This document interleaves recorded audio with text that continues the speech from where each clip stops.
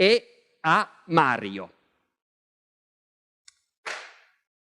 Canzone a grandissimo successo. Il re Vittorio vuole conoscere l'autore.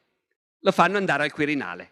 Il re Vittorio riceve Giovanni Gaeta, che ha firmato E a Mario, e gli dice: ma scusi, però questo pseudonimo da dove viene fuori? Dice Gaeta: perché io sono un grande ammiratore di Alberto Mario, che era un collaboratore di Mazzini, era un grande mazziniano.